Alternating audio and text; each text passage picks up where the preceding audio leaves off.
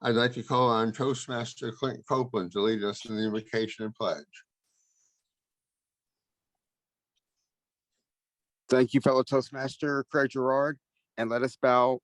Let me give you the thought for the day first before I do the pledge of allegiance.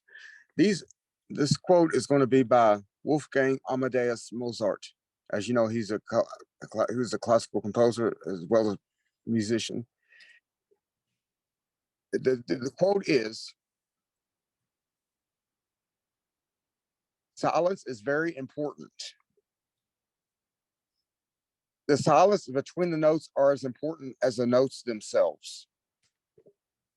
And another saying, as I say, silence is golden. So let us take the time, whatever we're going through today, let us take the time, stop, take a breather, and be silent. Because you can, whatever you're going through, you can think and just take a pause and take a deep breath and just ponder.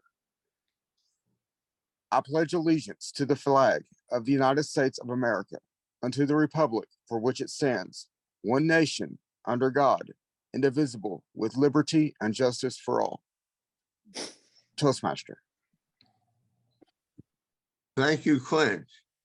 Next, to give us our word of the day, and later on to see how we did with the King's English, I have our word master, Division B Director, Distinguished Toastmaster Adrian Duncan. Good morning. It must be Friday morning, Toastmasters, early risers. It's a beautiful day. Moxie, M-O-X-I-E, is the word of the day, and it's brave or bold. I need to see somebody bold enough to ask new members, at least 5 new members, to join our early risers Toastmasters. Moxie, M-O-X-I-E, to be bold and brave. Step out by faith and step out and do 2 or 3 things you've never done before. Ask the person at the grocery store, at Walmart, clinic, doctor's clinic, all those dentists that you need to get involved, those people that have professions. You need 5 new members in the profession. Let us be Moxie this weekend, especially for the Halloween. Put on your face.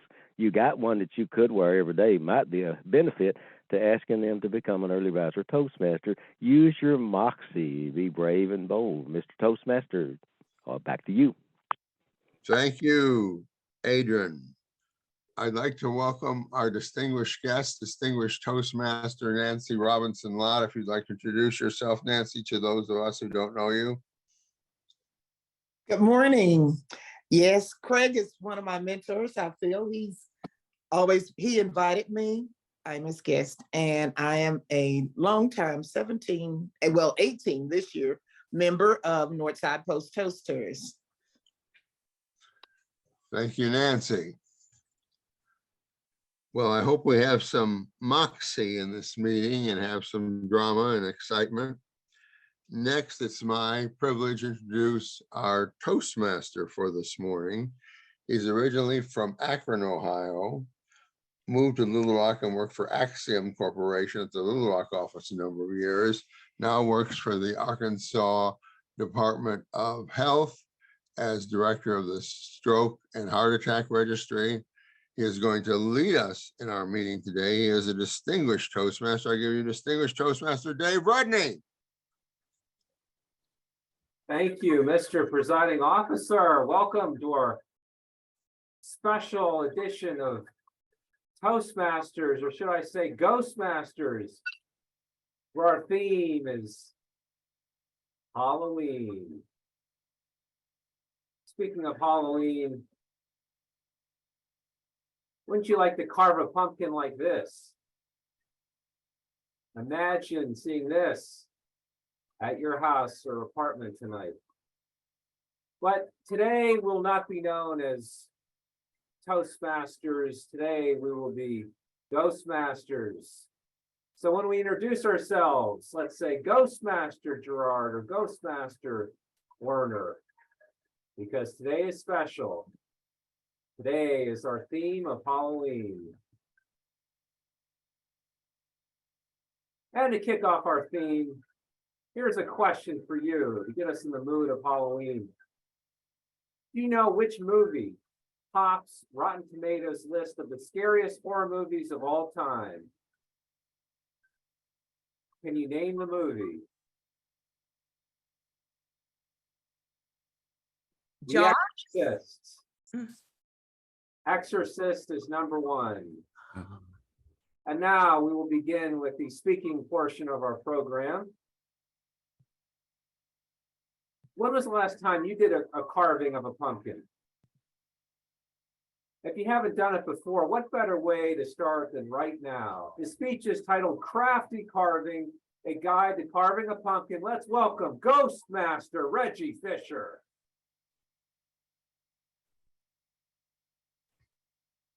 Good morning, fellow Toastmasters. Today, we are going to craft a pumpkin. You are going to sit back and listen and learn how to craft a pumpkin. Have you ever wanted to craft a pumpkin like one of these? Show of hands. Do you feel afraid to craft a pumpkin like one of these? Show of hands. It's not hard. I promise you, it's just easy as 1, 2, 3, 4, 5 steps that we'll cover today. You can even say there's just 3 steps, but we are going to go into a little bit more detail on how to carve a pumpkin.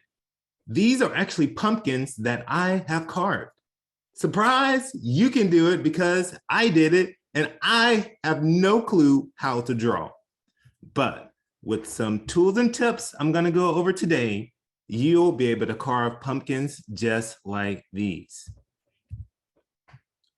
One of the first few steps you have to do is to prep your pumpkin. You have to find a pumpkin that you want to carve.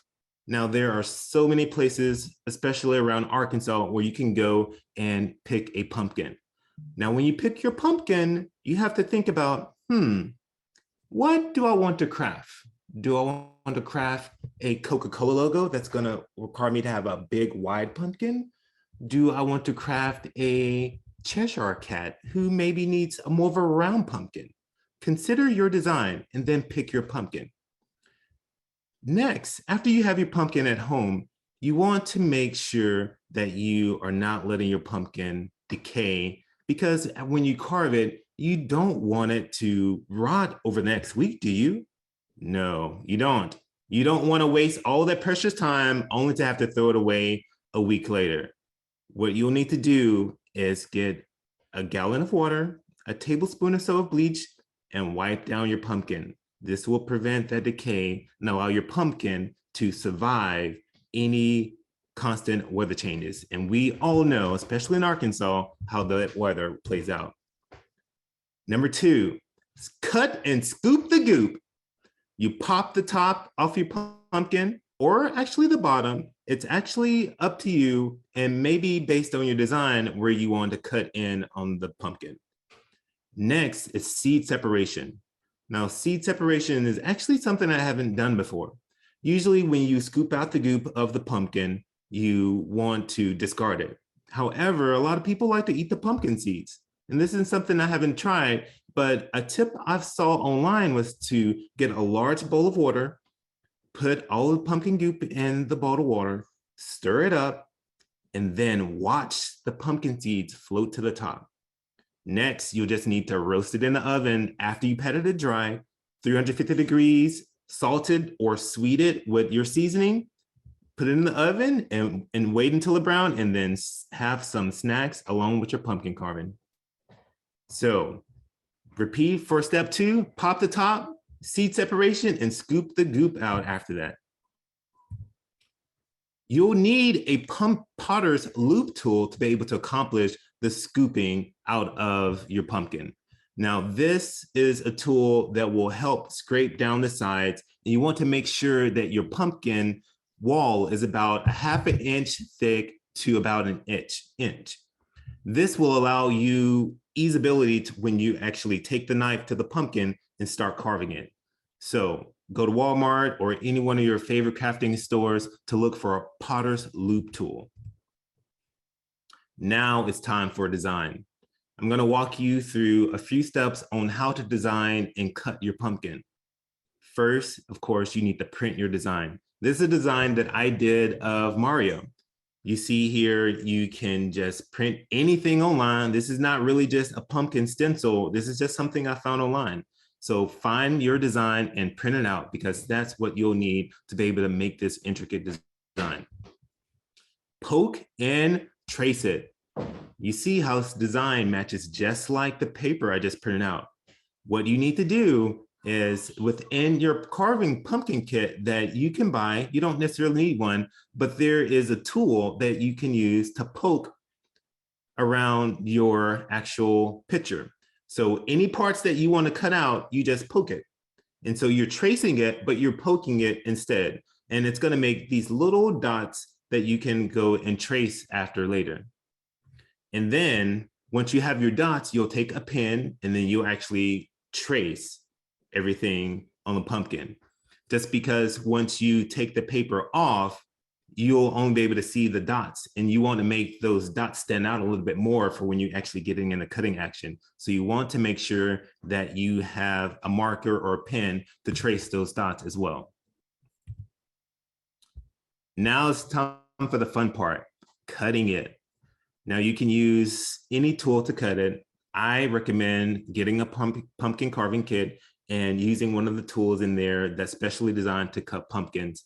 And it's small and it's easy to turn to make some very nice designs. And last but not least, it's time to display it. You want to light up your pumpkin. You can use a candle. You can use a little light that looks like a candle, but it's just battery powered. But you want to make sure it's bright enough to put it on display. These are some pumpkins that I've carved over time, and ones that you can find online, or you can print a logo out and you can be able to carve pumpkins just like the ones I showed at the top. And even if you don't want to carve a traditional pumpkin, look at the one on the bottom right where you can not even have a light displayed, but you can display the greatness of it just by adding some creativity. Ghostmasters, I encourage you to find a great picture online that looks so elaborate, people are going to wondering, how did you carve that pumpkin? Happy carving, Ghostmasters. All right. Thank you, Reggie, our Ghostmaster. Let's ask question number 2 for trivia. Based on YouGov survey in 2021, what is the most popular kids' Halloween candy? The most popular kids' Halloween candy, what is it? Snickers. Good Candy corn. guess, Candy corn, Good guess, but incorrect. Sweet tarts. chocolate. Reese's peanut butter cup. Oh, there's a commercial that says that that kid who was dressed as Reese's Pieces got more candy. And now we'll have a fill-in speaker. We'll be reading a very short story. It's under 3 minutes from a book you may remember, Scary Stories to Tell in the Dark, a 1980s book from Alvin Schwartz. The story is called The Hook. Let's welcome Ghostmaster Dave Rudney.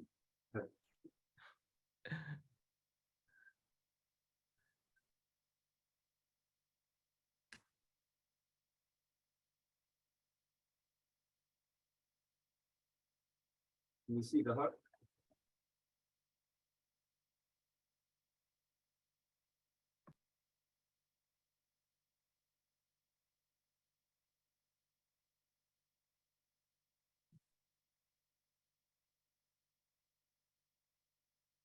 Donald and Sarah went to the movies.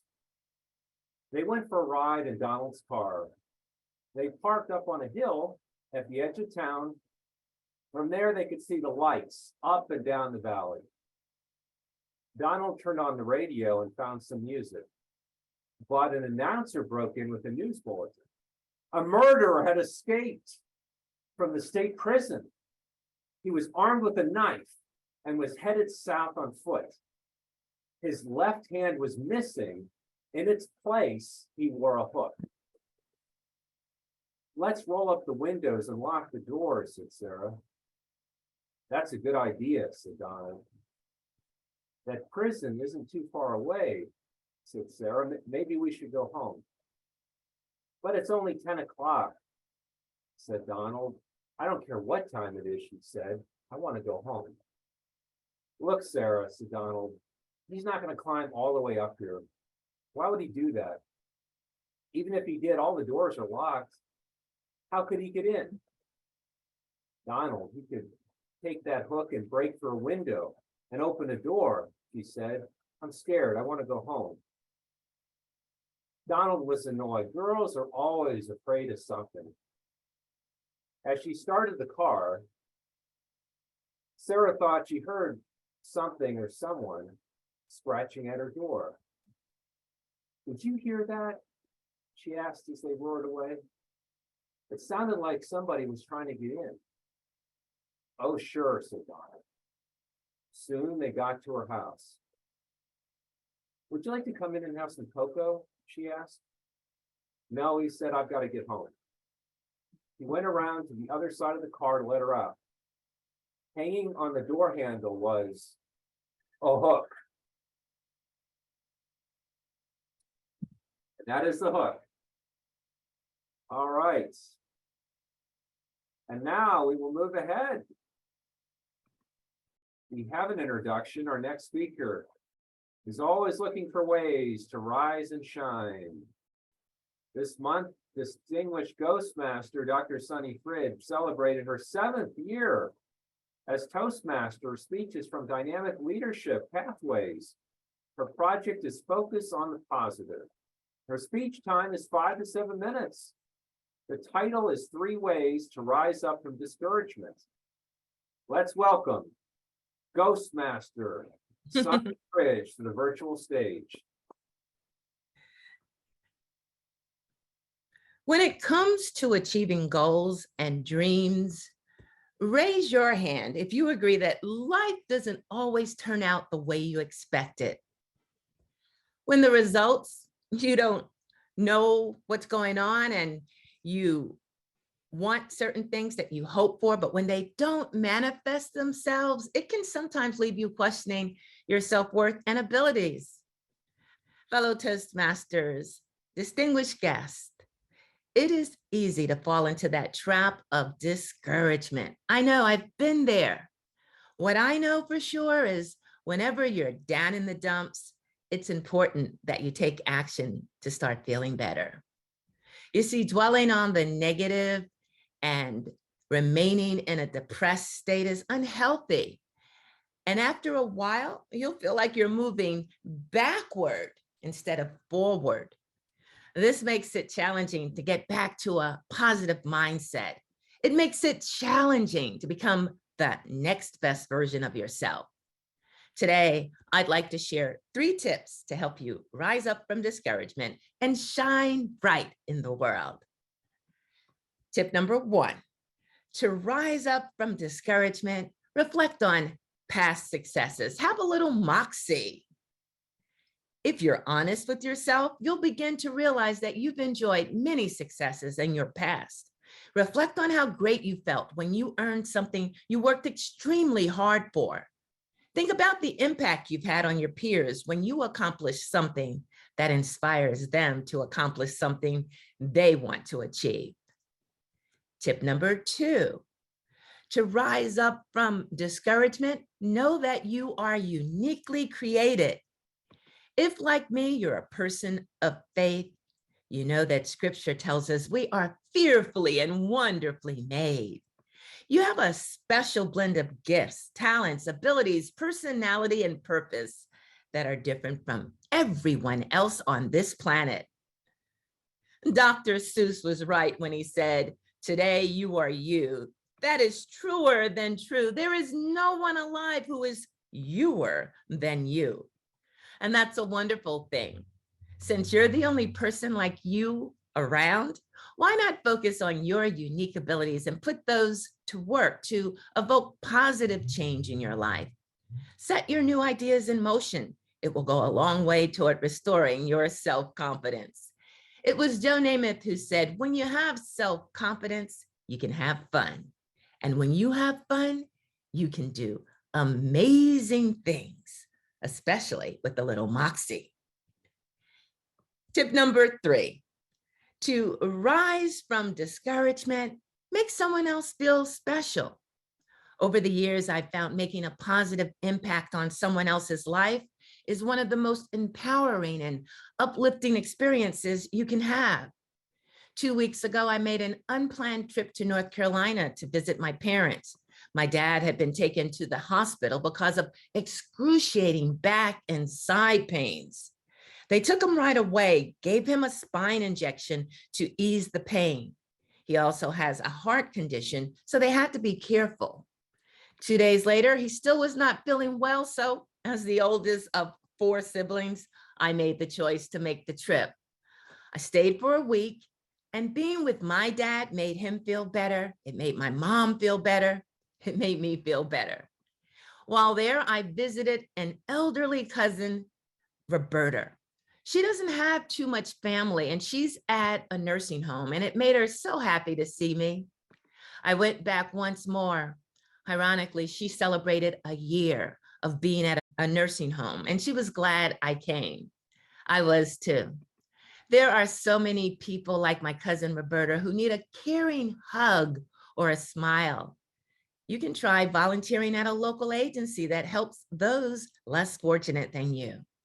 So many lives need a caring touch, especially in this new normal.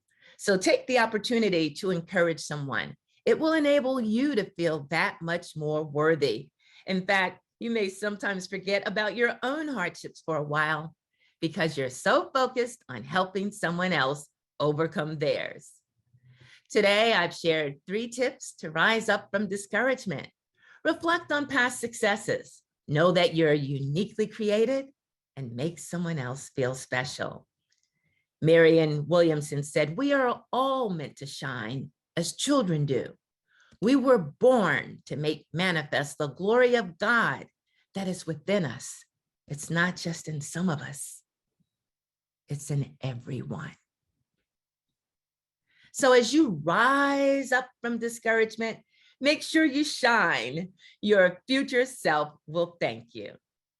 Back to you, Ghostmaster, Toastmaster of the Day. All right, thank you so much, Ghostmaster Fridge. That was a fantastic speech. Let's move ahead to the Ghost Joke Master, Ghostmaster Craig Gerard. Thank you, Toastmaster Dave. Once again, I'm quoting from the book I special ordered on Amazon, 300 Cat and Dog Jokes. What is a baseball dog? One that chases fowls. What happened when the shaggy dog swallowed a teaspoon? He wasn't able to stir. And finally, what happened to the dog that fell into a lens grinding machine? He made a spectacle of himself. Mr. Toastmaster. All right. Thank you, distinguished Ghostmaster Gerard. We'll leave the ball with you because you will now be our topic master.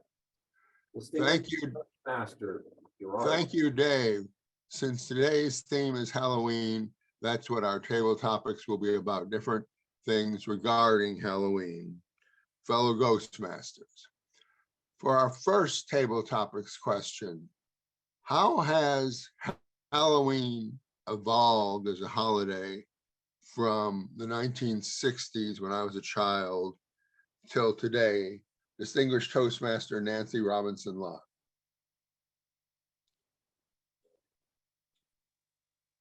Why did I know you were going to select me? Table topic master, fellow Toastmasters, fellow Ghostmasters, and honored guests. In the 60s, children could go out in their communities and collect and trick or treat and not be afraid of getting some poison or some poison apple. Or could they? Because you see, it all depended on the community.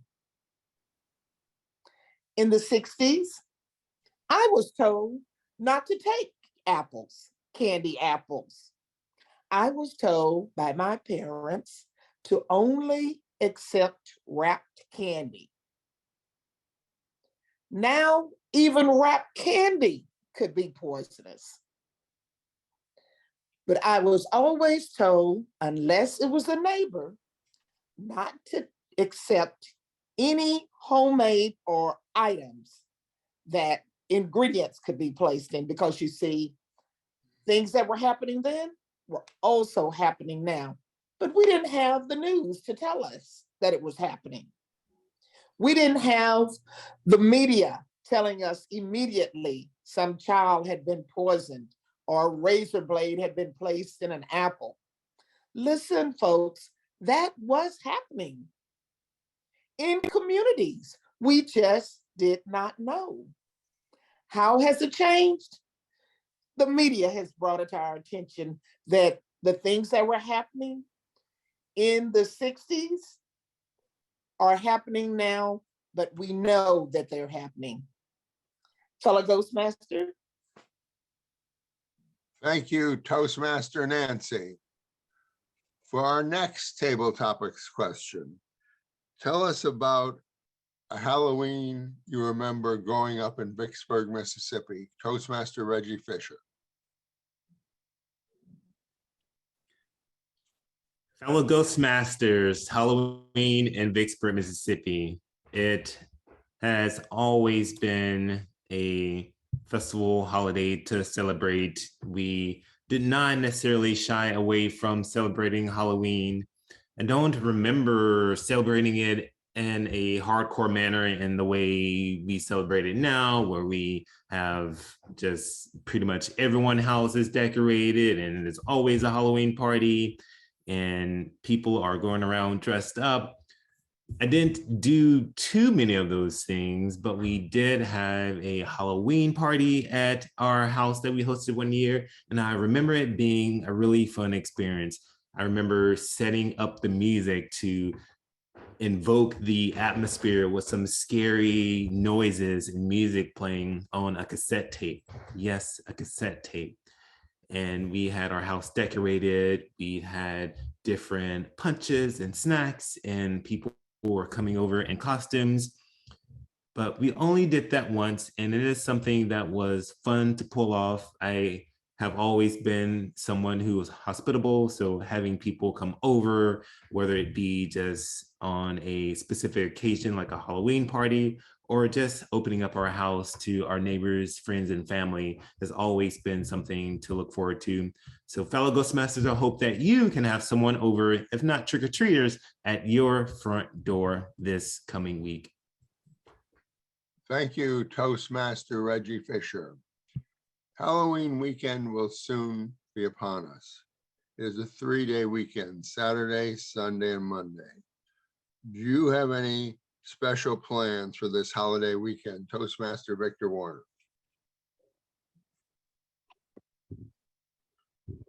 Thank you, Mr. Topics Ghostmaster.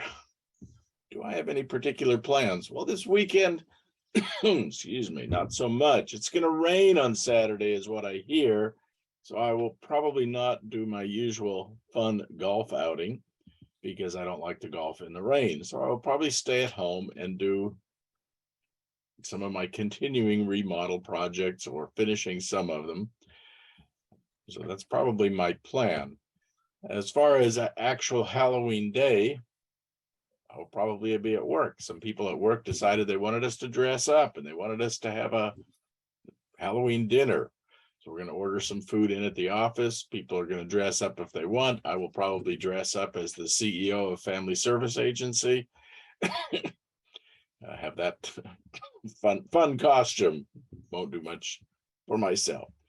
However, Halloween over the years has always been a fun time for us. With 5 children, we would always take them to different parts of Maumelle or wherever we lived at the time and go trick-or-treating, door to door, collecting goodies. And then I would stand around while they would trade their loot, and I would try to sneak in and grab a Tootsie Roll here or a Tootsie Roll there, because that's my favorite Halloween candy. Mr. Table Topics Ghostmaster. Thank you, Victor. Several weeks ago here at Early Risers, I gave a speech on favorite Halloween films. I reviewed 6 Halloween films that are favorites of mine. What are some of your favorite Halloween films? Toastmaster Dave Rodney.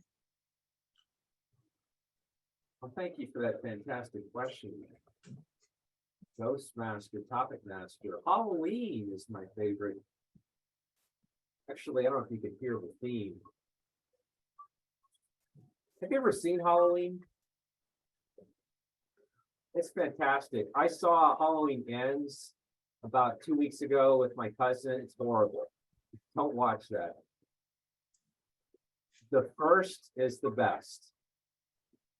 They should have made Halloween 3 times. The first time, the last time, and never again. Even Jamie Lee Curtis said they should have stopped making it basically years ago. Anyway, the first Halloween is so good for a lot of reasons. One is there's not all this gratuitous violence. It's very psychological, it makes you think. I think the first hour, like really nothing exactly happens except it does scare you a lot. If you haven't seen Halloween, the original from 1978, see it. It's amazing. It'll scare the heck out of you. It really was the movie that got Jamie Lee Curtis into these screen flicks. Then she made Prom Night and all these other movies. I invite you, watch the original Halloween this weekend. It's fantastic. Mr. Ghostmaster. Thank you, Dave. In the 5 years we've lived in this condominium, we haven't gotten a single trick-or-treater on Halloween day or evening. Do you get many trick-or-treaters wanting candy in recent years in Jackson, Mississippi, Toastmaster Sonny Fridge? Thank you, Mr. Topics Ghostmaster. In Jackson, Mississippi area, I don't get too many visitors. I don't know if it's because people may think that I'm a witch or what, but I did buy a big old bag of candy somewhere around here just in case they decide to go by my house. Typically, since my little cousin's grandson, they're not around, we usually turn off our lights, to be honest, because we didn't really want people visiting us because we didn't know if they were going to trick us instead of treat us to their nice little costumes. So Halloween for us can be just another day, but I do have some candy just in case. Back to you, Mr. Topics Master. Thank you, Toastmaster Sonny. One year in 1986, when I lived in the apartment complex in North Little Rock, vandals put shaving cream on Halloween on some of the cars, and it damaged the finish on the paint on the car I owned at the time. Have you ever been a victim of Halloween pranks, Toastmaster Dewey McGar?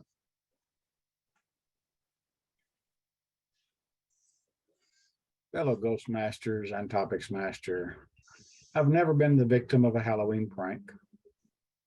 I've never perpetrated a Halloween prank. I'm of the belief that the pranks are usually targeted and not random in most cases. And since I try to be nice to everybody, they return the favor.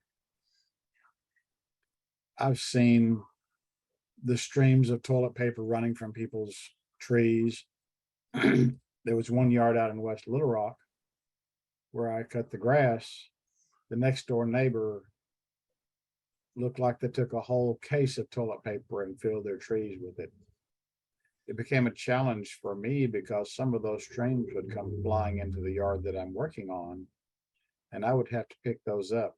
It was more challenging after it rained and they stuck to the grass. I'm just glad it wasn't my yard I was working on that was the target of that prank. I've seen and heard many different ones through the years, but fortunately, I've never been the victim of one and have chosen not to be the perpetrator of any. Because the Halloween pranks, although when you hear about them, they might be funny, to the one receiving them, there's a problem. It took almost 6 months for that family to get all of that toilet paper out of their yard. Topics Master. Thank you, Dewey. That concludes our table topic session for today. Being as Eric Treat is not here, I have volunteered to be general evaluator. This is the portion of our meeting where we see how we did with our overall meeting. To evaluate Reggie Fisher's speech about carving pumpkins, we have distinguished Ghostmaster Dewey Magog. General evaluator, Ghostmasters, especially Reggie. In the next 3 minutes, I'll talk about where you excelled, what you may want to work on, and ways you may challenge yourself. I enjoyed your pumpkin carving presentation. It was full of moxie. You excelled at vocal variety. You adjusted the pitch, the rate, the tone, and the volume of your voice. You also offered some pauses to give us time to reflect on certain things that you said. In your introduction, you asked a question of the audience to cause us to think. It was great speech organization. You had a clear opening, body, and conclusion with good transitions between the points of the speech body. You were easy to understand. Your diction and pronunciation of your words was good. Your eye contact with the camera was very good. You looked straight at that little dot, which is the camera, which gave us the appearance of you looking straight at us. I did not hear you use the word of moxie, though you may have. I liked your vocal variety, your vocabulary. You used the word easeability I've not heard before, but it was a good word. You did insert many appropriate visuals to enhance the spoken word. I like the PowerPoint that you used with the various clear pictures. You also challenged the audience at the end of the speech. I loved your attention to detail when it came to the steps to doing the pumpkin carving. You did have good body language, leaning forward at times, using hand gestures. You may want to work on entering your speech information into Free Toast to aid the evaluator and Toastmaster. This speech could well fit into the research and presenting project from level 1 or level 3, depending on when you got your path.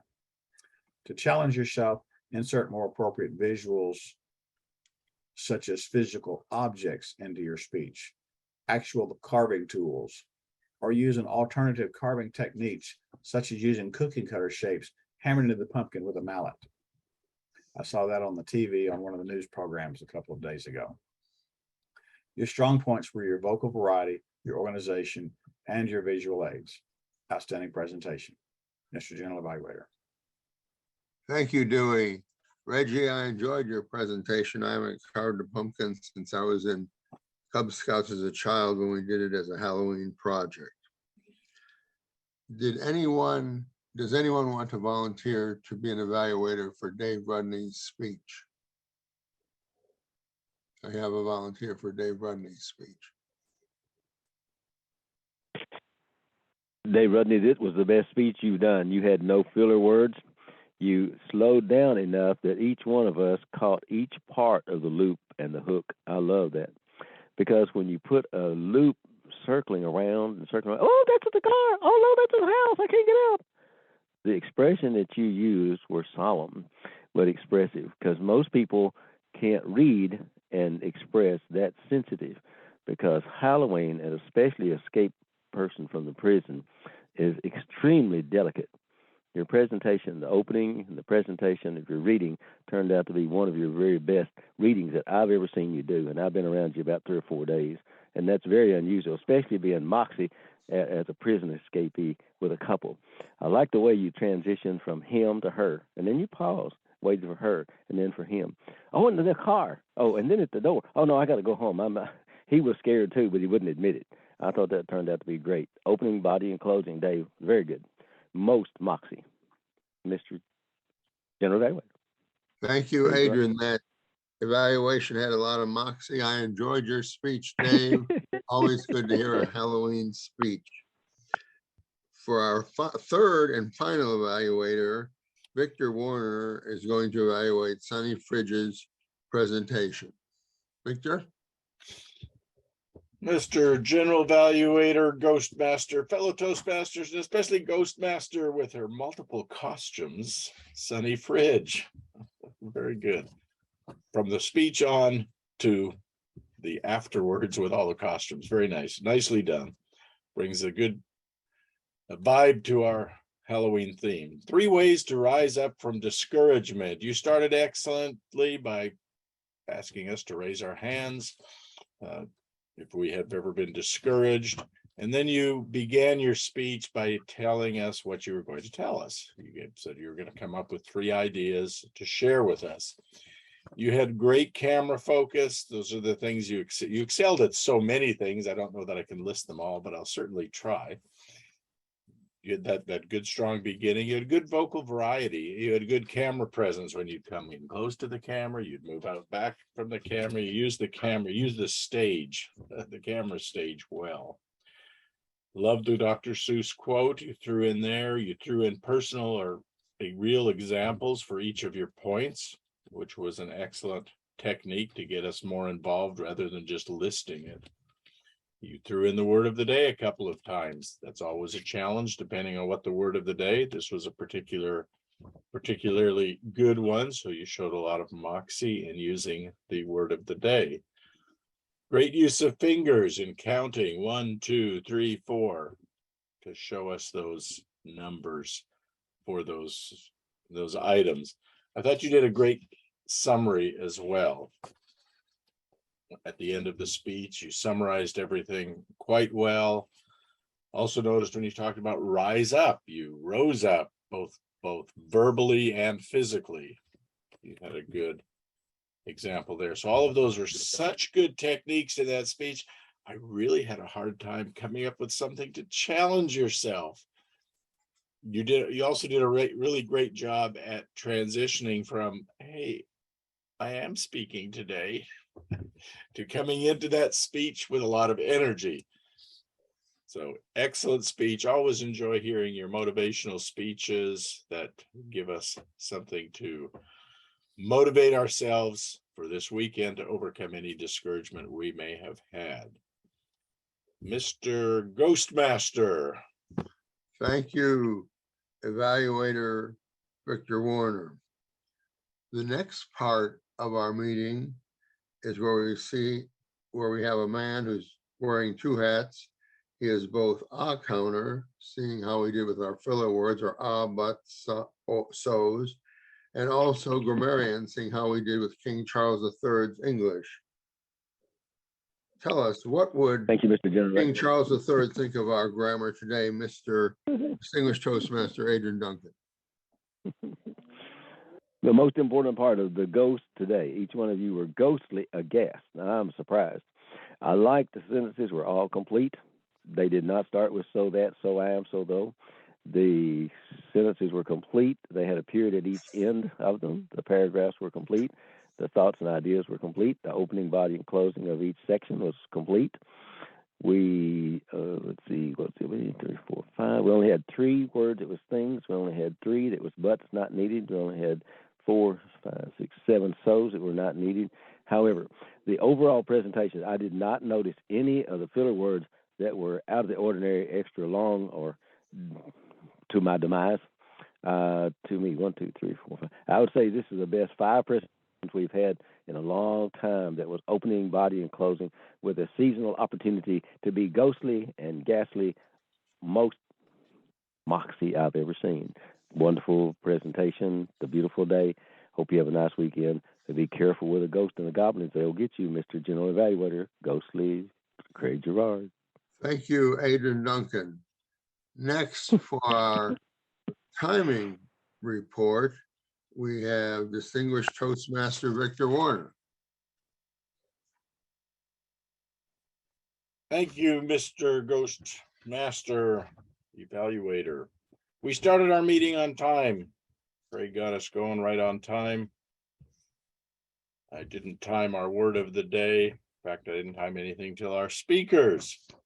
So our first speaker spoke about pumpkin artistry for 6 minutes and 51 seconds. Makes me want to go out and get a pumpkin. Our next speaker told us about the hook hanging on the door for 1 minute and 53 seconds. And then Sunny encouraged us to get over our discouragement for 5 minutes and 30 seconds. Craig gave us some cat and dog jokes for 45 seconds. Our table topics, Nancy Lott talked about the transition of Halloween from the 60s on for 1 minute and 57 seconds. Reggie shared Vicksburg memories of Halloween for 1 minute and 35 seconds. I spoke about Halloween with my kiddos and other things for 1 minute and 33 seconds. Dave shared his stories of Michael Myers and Halloween for 1 minute and 18 seconds. And just as an aside, I have a golf friend whose name is Michael Myers. Sunny told us about Jackson Halloween with her witch costumes and other things for 55 seconds. Dewey talked about pranks, and for whatever reason, I forgot to write down the time, even though I timed it, probably because I was moving on to evaluations. And with the evaluations, I timed them, but then forgot to write down the exact times. But both Dewey and I evaluated for a tad over 2 minutes.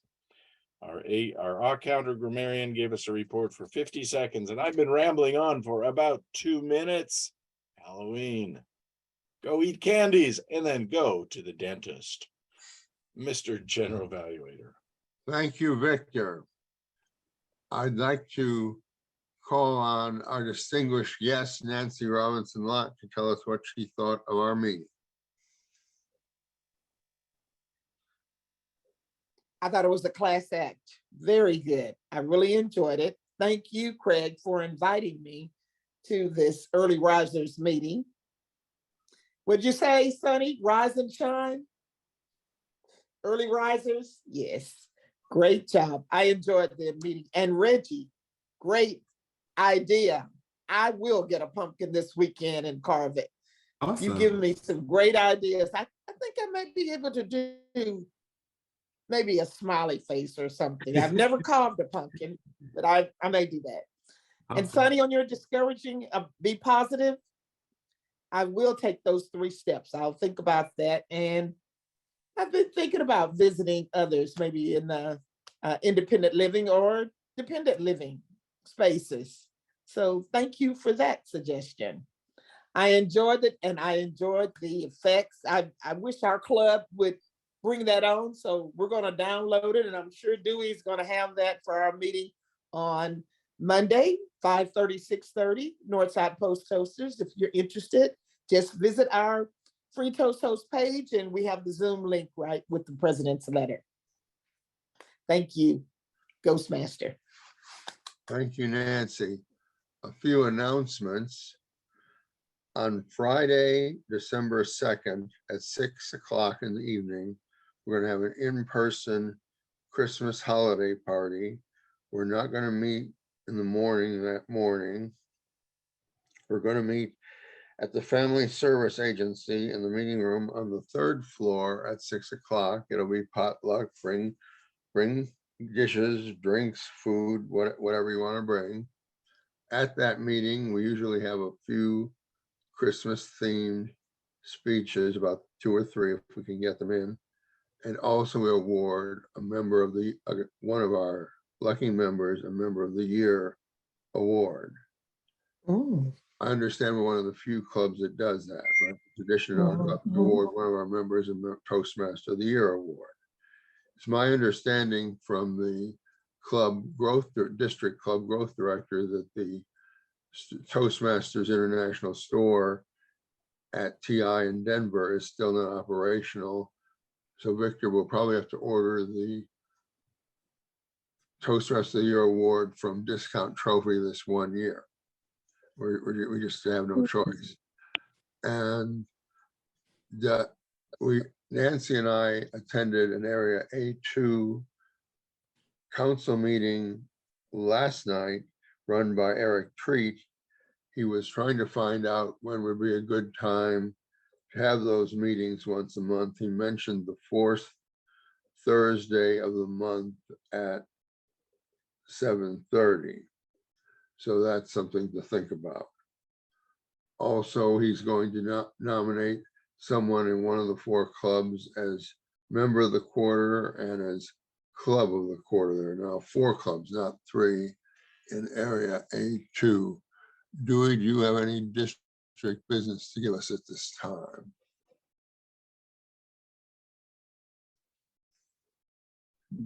The Division A executive meeting will take place this afternoon at 1:15, immediately following the Capital Toastmasters meeting on their site. If you would like to join into that meeting, we had a great social mingle last Tuesday night for the district.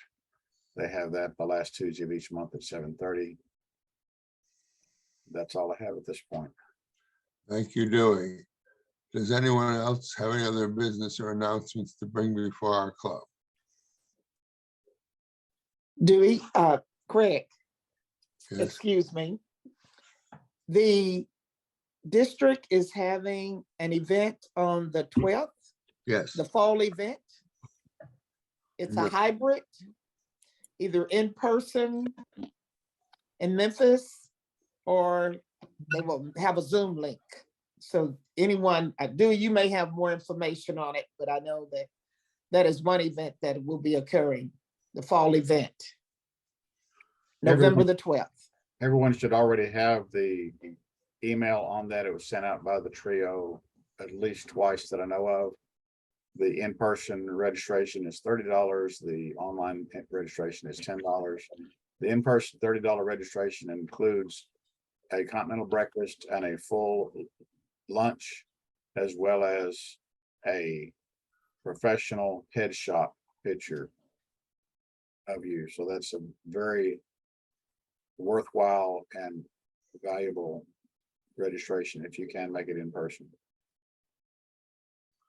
Thank you, Dewey. I've already registered for that in person, and I'm going to Memphis for the fall event. If there's no other business to bring before our club, we now stand adjourned.